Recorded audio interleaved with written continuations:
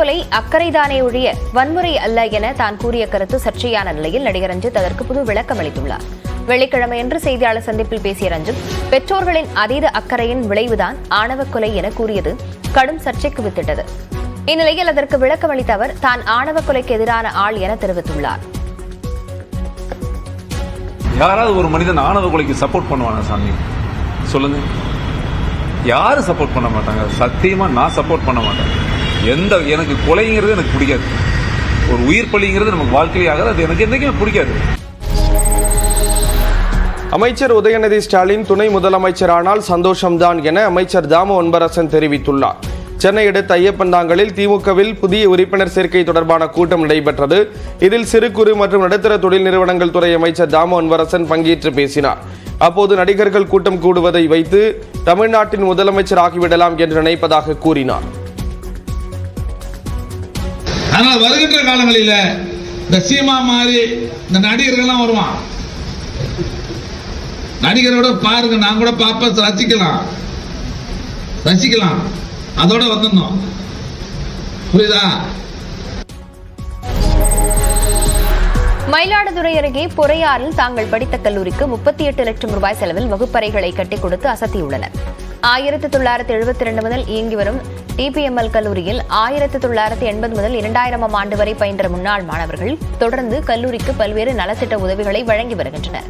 அந்த வகையில் தரைதளத்தில் மட்டும் செயல்பட்டு வந்த இயற்பியல் துறைக்கு முதல் தளத்தில் 5 வகுப்பறைகளை கட்டிக் கொடுத்துள்ளனர் முன்னாள் மாணவர்கள். அவற்றை பூம்புகார் சட்டமன்ற உறுப்பினர் நிவேதா எம் முருகன் திறந்து வைத்தார்.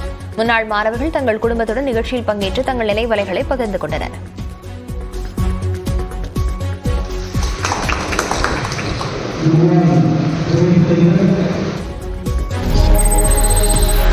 தஞ்சாவூர் மாவட்டம் மெலட்டூர் அருகே மின்சாரம் தாக்கி விவசாயி உயிரிழந்தார். கோபத்துக்குடியைச் சேர்ந்த ஏகாம்பரம் தனது வீட்டுக்கு அருகே உள்ள விளை நிலத்துக்கு சென்றுள்ளார். அப்போது உயிரிழந்த மின்கம்பி அருந்து கிடந்ததை அறியாமல் அதன் மீது ஏகாம்பரம் கால் வைத்து விட்டதாக கூறப்படுகிறது. இதில் மின்சாரம் தாக்கி சம்பவ இடத்திலேயே அவர் உயிரிழந்தார். இதுகுறித்து அக்கம் பக்கத்தினர் தந்த தகவலின் பேரில் வந்த மின்வாரியத்துறையினர் மின் இணைப்பை துண்டித்து ஏகாம்பரத்தின் உடலை மீட்டனர். இதுகுறித்து போலீசார் விசாரணை மேற்கொண்டு வருகிறார்கள்.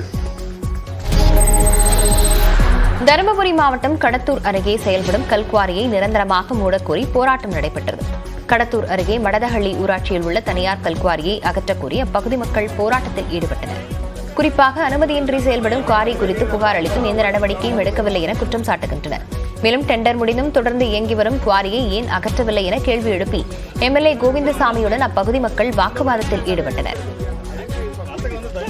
இந்த மடத்துக்கு புதுசா அதே 103 இன்னொரு 2 குவாரிங்க வந்து.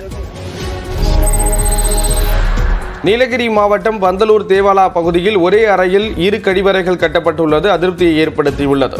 தேவாலா பஜார் பகுதியில் அரசு ஆரம்ப சுகாதார நிலையத்தை ஒட்டி நெல்லியாலம் நகராட்சி சார்பில் 6 லட்சம் ரூபாய் செலவில் கழிவறை கட்டப்பட்டது. ஒரே நேரத்தில் 2 பயன்படுத்தும் வகையில் கட்டப்பட்ட கழிவறைகளை அப்பகுதியைச் சேர்ந்த ஒருவர் வீடியோவாக எடுத்து இணையதளத்தில் பதிவிட்டார். கழிவறைகளை உடனடியாக அகற்ற வேண்டும் என மக்கள் கோரிக்கை விடுத்துள்ளனர். புதுக்கோட்டை மாவட்டம் பொன்னமராவதி அருகே நடந்த மாவட்ட அளவிலான மாரத்தான் போட்டியில் ஏராளமான பள்ளி மாணவ மாணவிகள் பங்கேற்றனர். குப்பனாப்பட்டி முதல் கண்டெடுத்தான்பட்டி வரை 10 கிலோமீட்டர் தூரத்திற்கு நடைபெற்ற இந்த மாரத்தான் போட்டியில் பொன்னமராவதி சுற்றுவட்டாரத்தைச் சேர்ந்த 500க்கும் மேற்பட்ட மாணவ மாணவிகள் பங்கேற்றனர். வெற்றி பெற்றவர்களுக்கு பரிசுகளும் வழங்கப்பட்டன.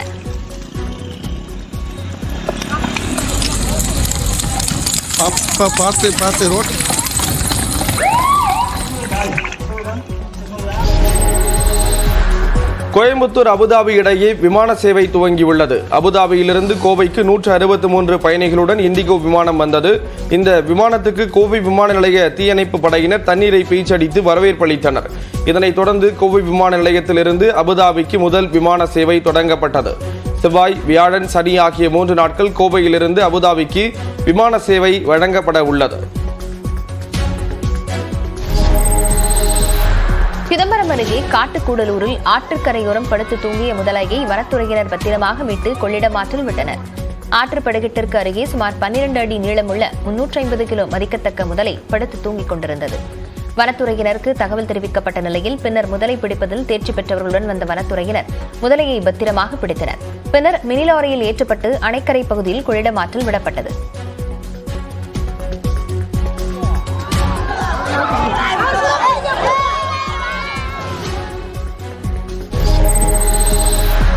கோயம்புத்தூர் உக்கடத்தில் புதிதாக திறக்கப்பட்ட மேம்பாலத்தை முன்னாள் அமைச்சர் SP வேலுமணி பார்வையிட்டார். உக்கடத்திலிருந்து பொள்ளாச்சி இணைக்கும் வகையில் 481 கோடி ரூபாய் மதிப்பில் கட்டப்பட்ட பாலத்தை முதலமைச்சர் ஸ்டாலின் வெள்ளிக்கிழமை திறந்து வைத்தார்.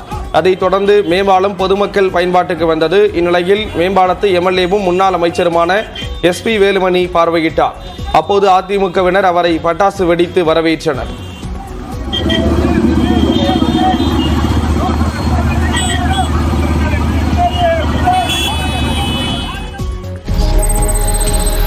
ஈரோடு மாவட்டம் கோபிச்செட்டிப்பாளையம் அருகே குறைந்த வட்டிக்கு கடன் வாங்கி தருவதாக கூறி வாடிக்கையாளர்களின் 32,14,000 ரூபாயை மோசடி செய்ததாக வங்கி ஊழியர்கள் 2 பேர் கைது செய்யப்பட்டனர். கவுந்தப்பாடியில் செயல்பட்டு வரும் தனியார் வங்கியில் குறைந்த வட்டிக்கு கடன் வாங்கி தருவதாக கூறி வாடிக்கையாளர்களின் கைரேகைகளை மேனேஜர் கார்த்திகேயன் மற்றும் ஊழியர்கள் 4 பேர் பெற்றதாக கூறப்படுகிறது. அந்த கைரேகைகளை கொண்டு வாடிக்கையாளர்களின் வங்கிக் கணக்கில் இருந்த 32,14,000 ரூபாயை அவர்கள் மோசடி செய்ததாகவும் சொல்லப்படுகிறது. இதுகுறித்த புகாரின் பேரில் மேனேஜர் கார்த்திகேயன், கலெக்ஷன் அலுவலர் சக்திவேல் ஆகியோரை கைது செய்த போலீசார் மேலும் 3 பேரை தேடி வருகின்றனர். தேனி மாவட்டத்தில் கஞ்சா விற்பனை செய்ததாக 2 பேரை போலீசார் கைது செய்தனர். கம்பம் வடக்கு மற்றும் கடமலைக்குண்டு உள்ளிட்ட பகுதிகளில் கஞ்சா விற்பனை செய்ததாக கடந்த மாதம் 7 பேரை போலீசார் கைது செய்தனர். அவர்களிடம் நடத்திய விசாரணையில் விசாகப்பட்டினத்தைச் சேர்ந்த மஞ்சுநாத் குமார், பீட்டா ரமணா ஆகியோர் கஞ்சா விநியோகம் செய்தது தெரிய வந்தது. இதையடுத்து அவர்களை தேடி தனிப்படை போலீசார் விசாகப்பட்டினம் விரைந்தனர். அங்கு மஞ்சுநாத் குமார், பீட்டா ரமணாவை கைது செய்த போலீசார் தேனி அழைத்து வந்து சிறையில் அடைத்தனர். மத்திய அரசின் புதிய குற்றவியல் சட்டங்களுக்கு எதிராக கள்ளக்குறிச்சியில் அனைத்து தொழிற்சங்கங்களின் கூட்டமைப்பினர் ஆர்ப்பாட்டத்தில் ஈடுபட்டனர். தமிழ்நாட்டை முற்றிலுமாக புறக்கணித்த பட்ஜெட்டை திருத்திட வேண்டும் என்றும் விலைவாசி உயர்வை கட்டுப்படுத்த வேண்டும் என்று வலியுறுத்தியும் இந்த போராட்டம் நடைபெற்றது. புதிய ஓய்வூதிய திட்டத்தை திரும்பப் பெற்று பழைய ஓய்வூதிய திட்டத்தை அமல்படுத்த வேண்டும் என்பன உள்ளிட்ட பல்வேறு கோரிக்கைகளை வலியுறுத்தி தோமுச, CITU, AITUC உள்ளிட்ட தொழிற்சங்கங்களைச் சேர்ந்த 100க்கும் மேற்பட்டோர் பங்கேற்றனர். புதிய குற்றவியல் சட்டங்களுக்கு எதிராக அனைத்து தொழிற்சங்கத்தினர் சார்பில் தஞ்சையில் சட்ட நகல் எரிப்பு போராட்டம் நடைபெற்றது. திருப்பூரிலும் குமரன் நினைவகம் முன்பாக மத்திய அரசின் திருத்தப்பட்ட 3 குற்றவியல் சட்ட திருத்த நகரை எதிர்த்து அனைத்து தொழிற்சங்கத்தினர் போராட்டத்தில் ஈடுபட்டனர்.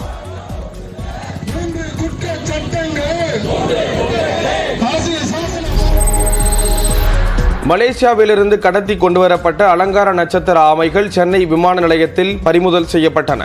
சென்னை விமான நிலையத்துக்கு வந்த விமானத்தில் பயணிகளை சோதித்த போது பயணி ஒருவரிடம் இருந்து 2600 சிவப்பு காது அலங்கார நட்சத்திர ஆமைகள் இருந்தது கண்டுபிடிக்கப்பட்டது. பின்னர் அவற்றை பறிமுதல் செய்த சுங்கத்துறை அதிகாரிகள் ஆமைகளை கடத்தி வந்த சென்னையைச் சேர்ந்த நபரிடம் விசாரணை மேற்கொண்டு வருகிறார்கள். மேலும் நட்சத்திர ஆமைகளை மீண்டும் மலேசியாவிற்கு திருப்பி அனுப்ப சுங்கத்துறை அதிகாரிகள் முடிவெடுத்துள்ளனர். சென்னை தாம்பரம் அருகே வேப்ப மரத்தின் கீழ் வைத்து வழிபட்டு வந்த அம்மன் சிலை திடீரென மாயமானதால் பக்தர்கள் அதிர்ச்சியடைந்தனர். கஸ்பாபுரம் கிராமத்தில் கோலாச்சியம்மன் கோயிலில் இருதரப்பிடையே ஏற்பட்ட பிரச்சினை காரணமாக ஒரு தரப்பினர் சிலையை அருகிலிருந்த வேப்ப மரத்தின் கீழ் வைத்து வழிபட்டு வந்தனர். வழக்கம் போல் அம்மன் சிலைக்கு பூஜை செய்வதற்காக பக்தர்கள் வந்தபோது சிலை காணாமல் போனதைக் கண்டு அவர்கள் அதிர்ச்சியடைந்தனர். புகாரின் பேரில் காவலர்கள் விசாரித்து வருகின்றனர்.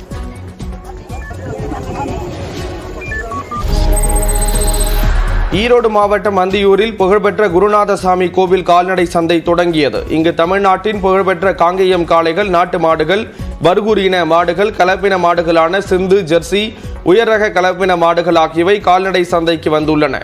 இதேபோல் கால்நடைகளுக்கென பிரத்யேகமாக தயார் செய்யப்பட்ட அணிகலன் பொருட்களுக்கான கடைகளும் அமைக்கப்பட்டுள்ளன. இந்த சந்தையுடன் குருநாத சுவாமி திருக்கோயிலின் ஆடி மாத திருவிழாவும் நடைபெற்றது.